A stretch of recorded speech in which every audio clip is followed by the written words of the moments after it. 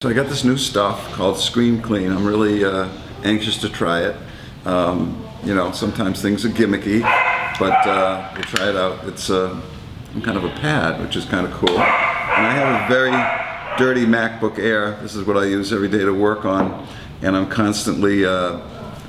constantly cleaning my screen, probably with stuff I shouldn't be cleaning it with, like you know, watery stuff and microfiber stuff, things like that. So, you know, I'm seeing right away that this, in fact, does work as advertised, and that is really cool. I mean, I am kind of a clean fanatic.